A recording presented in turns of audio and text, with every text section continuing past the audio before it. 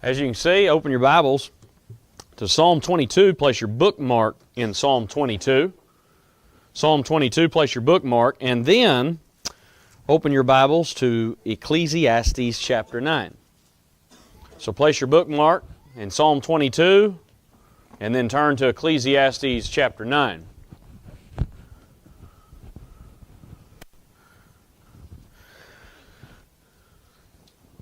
Maybe one note of disclaimer, the fill-in-the-blank sheet in the bulletin, I think the second and third points on the bulletin paper are wrong. So if it doesn't match the screen, just scribble that out and right there beside it. But you know what? You probably would have figured that out on your own. But if you started looking around going, hey, that doesn't match. Yeah, it doesn't match. Okay, you're not looking at something wrong. It's not matching. Okay. I enjoyed being with the Northwest Church in Austin last week. It was a good group. I'd never been there before. Enjoyed the meeting. The meeting went very well, but it's certainly good to be home. Sundays are the best day of the week, and it just gets even better when you're home. And so thank you so much.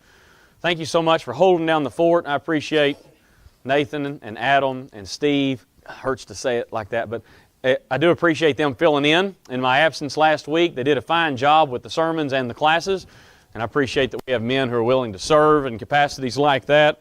We got a good bunch here, and so thank you for being who you are. Ecclesiastes 9, please. Ecclesiastes chapter 9, beginning in verse 1. We're going to read this text, and then we're going to go over to Psalm 22 and read one verse. So Ecclesiastes 9, verse 1. For I considered all this in my heart, so that I could declare it all, that the righteous and the wise and their works are in the hand of God. People know neither love nor hatred by anything they see before them. All things come alike to all. One event happens to the righteous and the wicked, to the good, the clean, and the unclean, to him who sacrifices and him who does not sacrifice. As is the good, so is the sinner. He who takes an oath is also he who fears an oath. This is an evil in all that is done under the sun, that one thing happens to all. Truly the hearts of the sons of men are full of evil. Madness is in their hearts while they live, and after that they go to the dead. Now, Psalm 22, please. Psalm 22, verse 14. Psalm 22, verse 14.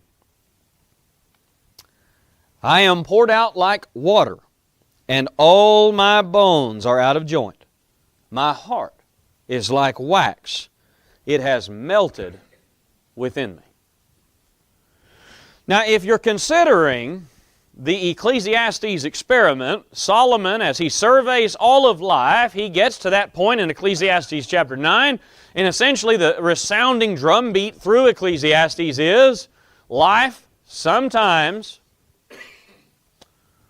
just sometimes stinks. You notice that's his point in Ecclesiastes 9?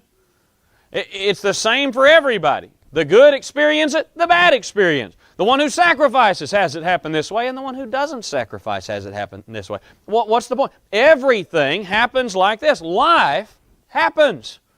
And even in David's statement in Psalm 22, verse 14, David acknowledges there's a point at which that it didn't even feel like I had bones in my body.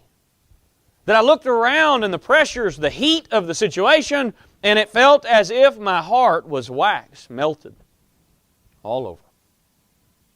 Life just sometimes stinks.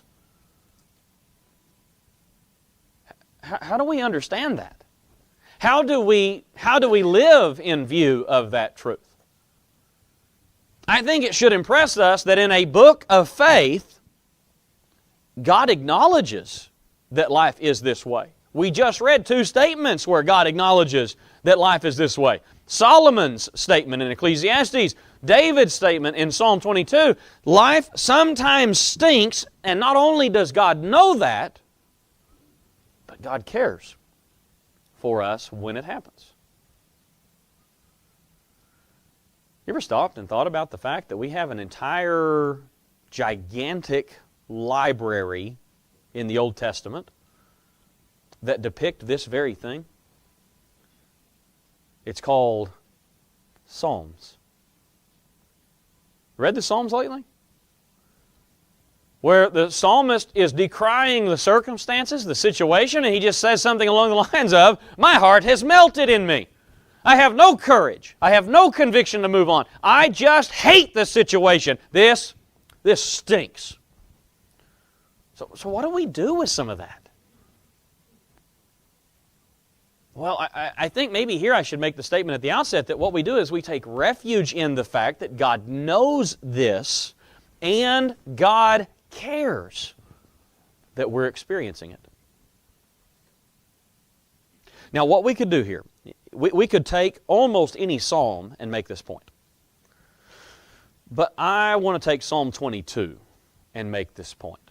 Because I think that it will resonate with us in some respects because Jesus uses this same psalm, because this was so close to the personal work of Jesus Christ. But I want to use Psalm 22 to kind of draw some ideas out of this for situations when we can be reminded that God knows and that God cares, even when our hearts melt within us, even when the circumstances just flat out stink. We can be reminded of 4 really important truths from Psalm 22. So let's work out of this text, shall we? Maybe make the observation, point number 1, we can be honest with God. I want you to notice this, Psalm 22 verse 1. My God, why have you forsaken me? Why are you so far from helping me and from the words of my groaning? Oh my God, I cry in the daytime, but you do not hear. And in the night season, and am not silent. Now, I've got to ask you, would you be comfortable saying such to God? That God, the situation is just almost unbearable. That God, the situation, it stinks. God, I've cried to you all night, and it's as if you don't even hear me. That make you uncomfortable a little bit?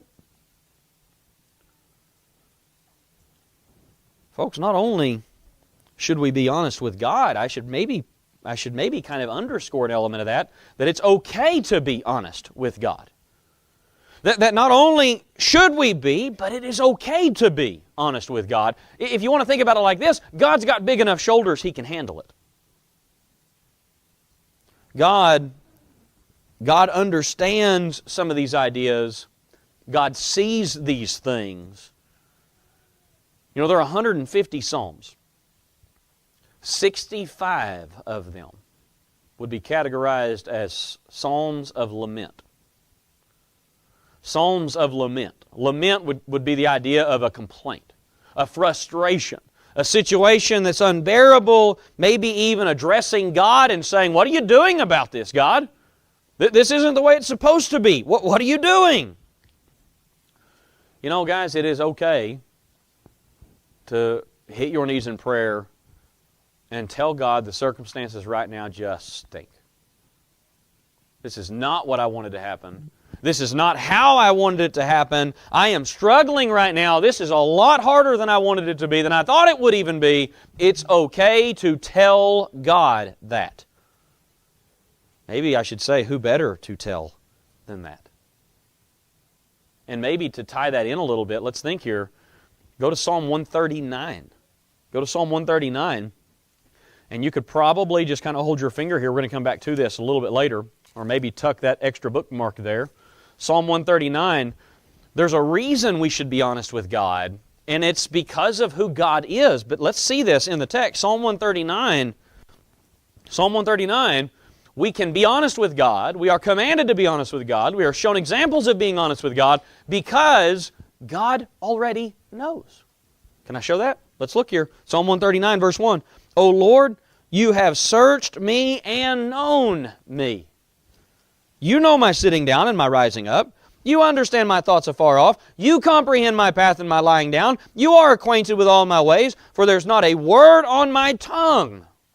But behold, O Lord, you know it altogether. You have hedged me behind and before, and laid your hand upon me. Such knowledge is too wonderful for me. It is high, I cannot attain it. You see what David is saying, or the psalmist is saying here? He's saying that you know everything about me. So even if we're afraid to say it, even if we're afraid to verbalize it, does not change the fact that that very well might be how we feel, And God knows how we feel. Even the words on my tongue. God sees these things. God knows these things. Can I encourage you then, folks, that when the situation just stinks and you feel alone in your circumstances, you feel like nobody else is concerned, you feel like nobody else is interested, nobody else is willing to help, nobody else is there for you, that is precisely when you can be honest with God. That you can indeed go to Him and know you are not alone. Now, I want to double down on this for just a second. You could look at a lot of places, because this makes people uncomfortable. Can I really say what's on my mind to God? Well, I would show you Psalm 137 where he talks about dashing the baby's teeth against the rock, but we're not going to do that. Let's go to the earliest parts of Psalms. Let's go to Psalm 6. Psalm 6, just a couple of passages here. Psalm 6, to really kind of help us with this thinking. Psalm 6 and verse 2. Psalm 6 and verse 2. He says, "Have mercy on me, O Lord, for I am weak. O Lord, heal me, for my bones are troubled." You catching some of the same ideas from Psalm 22? I don't even feel like I have bones in my body. Verse 3, "My soul is also greatly troubled, but you, how long, O Lord? Return, O Lord, deliver me, O save me for your mercy's sake. For in death there is no remembrance of you. In the grave who will give you thanks? I am weary with my groaning. All night I make my bed swim. I drench my couch with tears." Some of the same ideas pop up again, huh? Then in Psalm 22 verse 2 he says, "I've cried to you all night." In Psalm 6 he says, "I have soaked my bed with tears." Life stinks. And I can tell my God about that. Go to Psalm 10, please. Psalm 10. Psalm 10, verse 1. I'm just giving you a snapshot here, folks. We could do this a whole lot longer. Psalm 10, verse 1. "Why do you stand afar off, O Lord? Why do you hide in times of trouble?" You listen to what David is saying. I need help, God, and you're not even here. Oh, is that okay? That's inspired Scripture that's telling us this. Psalm 13, please. Psalm 13, verse 1. Psalm 13, verse 1. "How long, O Lord, will you forget me forever? How long will you hide your face from me?" By the way, that thought continues through all of Psalm 13. How long, Lord? This situation is just beyond me. This situation is more than I can bear. It's more than I want. It's more than I can handle. And he says, how long? Folks, we can indeed be honest with God. We can tell Him exactly how we feel. We do not have to hide Him from our feelings. We do not have to hide Him from what's really going on in our head as if such a thing could even happen. He knows. And so we can be honest. Maybe number 2 then would help us with some of that. We can learn how to handle our emotions. So back to Psalm 22. Back to Psalm 22. I want you to notice this, Psalm 22, verse 1. My God, why have you forsaken me? Why are you so far from helping me? Why are you from the words of my groaning? Oh my God, I cry in the daytime, but you do not hear, and in the night season, and I'm not silent." You notice it's all sad, it's all depressing, it's all negative. Verse 3. "But you are holy, enthroned in the praises of Israel. Our fathers trusted in you. They trusted and you delivered them. They cried to you and were delivered. They trusted in you and were not ashamed."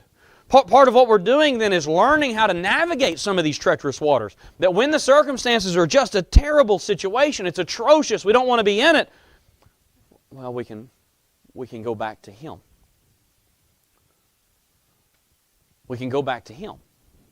And just as He says in verse 1 and 2, it's awful. In verse 3, He reminds us that God is still holy. The implied further would be that God is still good, that God is still who He says He is. We can turn to Him, as people of the faith always have. Psalm 56 carries some of these flavors. Psalm 56. And just listen to the statement made. Whenever I am afraid, Psalm 56, verse 3. Whenever I am afraid, I will trust in you. In God I will praise His Word. In God I have put my trust. I will not fear. What can flesh do to me? Now your heading might help us a little bit here. This is when David is captured by the Philistines and living away from home, separated. You think he felt lonely? You think he experienced what it meant to live a life that just kind of stunk at the moment? I mean, I might remind you that he spent how long running from Saul, his father-in-law? You think you got a bad relationship with your father-in-law? He was running from his because his father-in-law wanted to kill him. He loses his wife, loses his best friend, a man closer to him than a brother, and runs for years. Do you hear some of the language? This stinks. But I will trust in you because I will trust in no other. No other can help me. No other can deliver me. And brethren, we all experience some of these flavors of loneliness. Do you see that with David? You really stopped and thought about how lonely it is to be faithful to God? This is the only place where we really have a refuge, where we don't feel lonely. You go to office tomorrow, how many people are dressed modestly in your office? You go to work tomorrow, how many people really don't cuss? How many people really don't share those inappropriate memes and, hey, come here and look at this, watch this video, and it's just vulgar and nasty and stuff you shouldn't even be watching? You ever felt lonely like that? We all experience elements of this, don't we? I can't relate to David, though. Oh, I've had situations where I'm the only person who's not saying something they shouldn't be saying. I've had that in my work environment, too. Not so much since I'm a preacher. Maybe I should tuck that in here. But years ago, when I did ranch work, yeah, you know how ranch work is, and people who work on ranches, a man can't have a sentence without dropping 5 or 6 cuss words, you know. And so, yeah, it gets a little lonely. You're not in as many of the conversations. But I can't relate to David, folks, where he felt true loneliness. Go back to Psalm 139. Go back to Psalm 139, please. Go back to Psalm 139 and notice this statement. Psalm 139, we stopped reading in verse 6. Listen to this. Where can I go from your Spirit? That's verse 7. Where can I go from your Spirit? Or where can I flee from your presence? If I ascend into heaven, you are there. If I make my bed in hell, behold, you are there. If I take the wings of the morning and dwell in the uttermost parts of the sea, even there your hand shall lead me. Your right hand shall hold me. If I say, surely the darkness shall fall on me, even the night shall be light about me. Indeed, the darkness shall not hide from you. But the night shines as the day. The darkness and the light are both alike to you. You listen to the statement. He says, I can't get away from you, O God. So even in those moments where I feel overwhelmed and the emotions are too much for me to handle and I feel alone, at the same time I can be reminded I'm never alone. There is nowhere on God's green earth I could go to truly be alone. I would remind you of Elijah's story.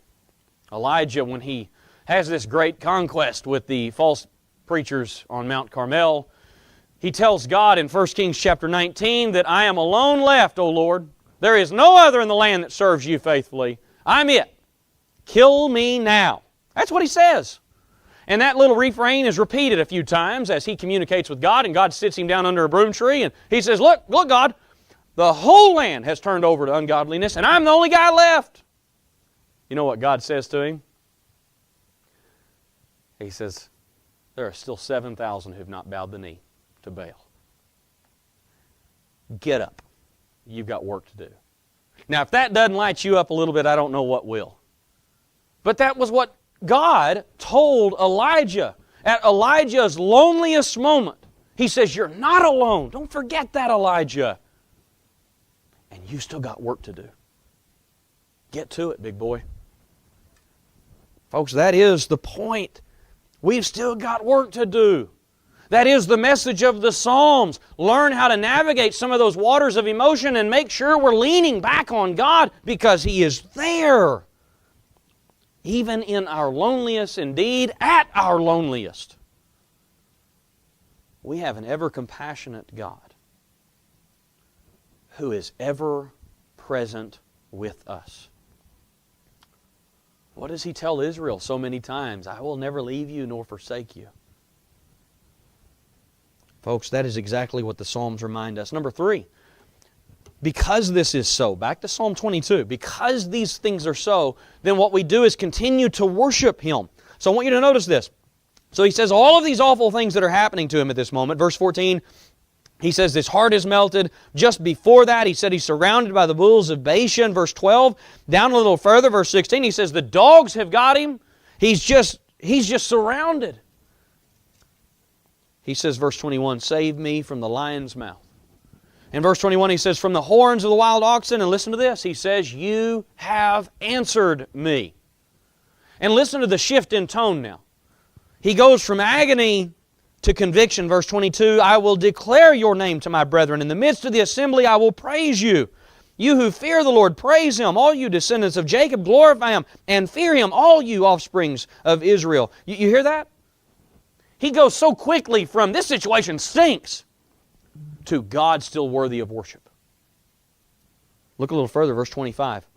My praise shall be of you in the great assembly. I will pay my vows before those who fear Him. That goes on and on. Verse 29, all the prosperous of the earth shall eat and worship. You see that shift? We could read the whole psalm and this happens. When he shifts the point, it goes to nothing but worship to God. God must be worshipped. And sometimes what we must do is worship through the pain. Even though the life right now stinks. Even though we're not very happy with our circumstances. Even though we are discouraged and we are frustrated, we're barely holding it together. We can still come and worship our good Father in heaven. You know, we sing the song, farther along, we'll know all about it. Farther along, we'll understand why. I think that song is a slightly misguided song. Can I rephrase it just a little bit? It's a beautiful song. I have no problem singing it. Don't misunderstand.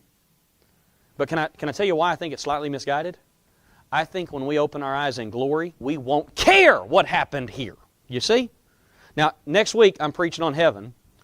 I hate to give away some of it now, but that's a big old part of it right there. Folks, it's not just farther along we'll understand why. It's farther along we won't care. Because we'll be right there in His presence. You understand that that's why we sing these songs? It's not because they're beautiful and pretty, and they are that. But it's to teach one another. It's to embolden one another, to strengthen each other in these convictions that we must have through the week. To stay the course, to stay faithful, to learn from David, who knew both pain and heartache, but at the same time knew his God. Folks, that is us. We can relate to the pain and the heartache, but what we must do is see the trust. We must see the conviction to stay and be resilient and faithful. It is okay to hurt. It is part of the human experience. But that hurt cannot drive us away from Him who is so good. That's Romans 8, by the way. That there is nothing in this world that would separate us from the love of God. That does not say you could not lose your salvation, but it does say God's goodness doesn't change. And His devotion, His love does not change. Maybe I should make a note here that sometimes worship in adversity is sometimes the most faith-building. To continue to worship even when you're hurting, folks. Do you see David saying some of those ideas here? In this psalm, he's saying some of these things to it. He said, I'm telling my brethren. Well, wait, David, you were alone, you said earlier. Well, he was alone. He felt alone. But when he turned that to praise, it helped others too. I'm reminded of a dear sister in Christ in Sulphur Springs, Texas. She had beat breast cancer and then was diagnosed with ALS. She would come in, and I mean, it went quick. It went quick. She went from a cane to a wheelchair in about 4 months. And she was retirement age. She was about 62, 64. But I have vivid memories of her.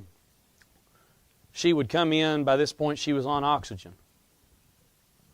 and she would come in on her chair. She would roll up to me in the foyer, pull down her oxygen mask, and say, "How are you doing?" I thought, quit asking about me. I'm doing just fine. But she was there to encourage her brethren, and she was there to worship her God. He doesn't change. He is still good. And brethren, that's sometimes the most helpful to other people. To see those individuals who will not be pushed over, who are facing horrible circumstances, but still owe God, because God is so good.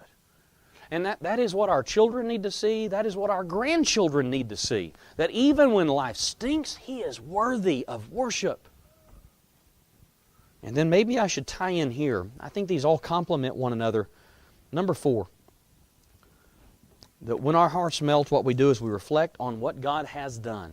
Go back up earlier in the text, please. Back up earlier in the text. This is a subtle statement. We've already read it, but I want to show it to you again. Verse 4. So he makes this statement about the life stinking right now. Okay, that's verses 1 and 2. He declares that God is still holy, verse 3. But then notice verse 4. Our fathers trusted in you. They trusted and you delivered them. They cried to you and were delivered. They trusted in you and were not ashamed. Brethren, I want you to listen to me very, very closely right now. God has never failed His people. Do you understand how that extends through thousands of years of biblical history? God has never failed His people. Not one time. Not even one sort of time. God has never failed His people. He will not start failing with you. You want to know why Bible reading is so important? Do you want to know why getting in the text is so important? It's to remind us of these things, to better understand who He is, because His historic faithfulness is a plea to all future generations that God can be trusted. He is one on whom we can count and depend. Now, don't misunderstand me. That is not a blank check that says, well, He'll just remove all adversity. Nope. Nope. Because the apostles were still imprisoned. And I'm just going to do the New Testament here, okay? Okay? Because we could do the Old for a minute too. But just a little brief in the New. The apostles were imprisoned. Stephen was stoned. James was killed with a sword. I mean, Paul shipwrecked a couple of times. Imprisoned again.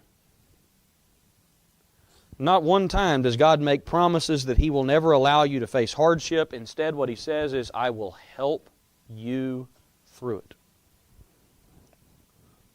Ooh, that ought to get our attention. What we must do then is be Hananiah, Mishael, and Azariah. Individuals who say, God, I know You are in charge. Shadrach, Meshach, and Abednego, I know that You are in charge. And I know You are worthy of worship no matter what may come upon this earth. That You are still one to be trusted. Brethren, just like all the great heroes of the faith before us, they cried, they trusted, they cried more, and they trusted more. And they leaned into God, and because of that, did you catch it in verse 5? They were delivered, and they were not ashamed. Deliverance takes many forms, folks. In Acts chapter 12, deliverance took the form of a sword for James. That makes us a little uncomfortable, doesn't it? But you realize that both James and Peter in Acts chapter 12, they were both delivered. They were both delivered. James was delivered from the temporal world, never again facing persecution, never again facing hardship. Peter was delivered from prison to keep preaching. But they were both delivered. Wonder why then God, throughout Isaiah's writing, tells His people when they go into captivity, you're about to go into Babylon, remember who your God is. He is not like those false Babylonian gods. He is not like those gods that will promise but never deliver. He is the true and living God, Yahweh, and there is no other. You know, we sing the song from time to time, my God is so big, so strong, and so mighty, there's nothing my God cannot do. At least our kids sing it. Do you believe that song? that song is still true even when I hurt. Maybe I would give you another one then. God is so good. God is so good. God is so good to me. Brethren, that's not just a little bit true, it is especially true. And it is particularly true when I hurt. And the Psalms remind us of that. Oh yeah, folks, life is going to stink from time to time. You're going to get a little life on you and not be able to shake it off. You're going to have it and deal with it and be frustrated by it, be discouraged by it, be disheartened by it. You're going to face heartaches and heartbreaks and all of it. God not only knows about, but God cares about. Now, I don't know a more comforting thought. So you could take Psalm 22 and some of those other ones I shared and be reminded these 4 points help us where we live. We can be honest with God. We can tell Him how we're hurting. We can tell Him what life is right now. It's not where we want it to be, but we're going to handle our emotions through those heartaches and heartbreaks, through those pains. And we're going to continue to worship a God who is worthy of worship. And brethren, we're going to do all of those things because we're going to be reminded as often as we can be of how good He is, how worthy of praise He still is, and how He helps us live even when our hearts melt within us.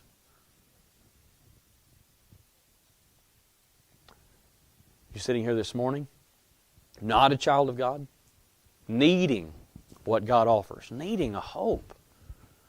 Well, folks, God provides that through the gospel. He provides that vividly in texts like what we studied this morning. Would you come home to God? Would you come and live a life with hope and help? If you've had that experience before and have departed back into this world, please come back. Please come back. Our Father waits. If we can help you in some way this morning, this is your opportunity to make it known now as we stand and as we sing.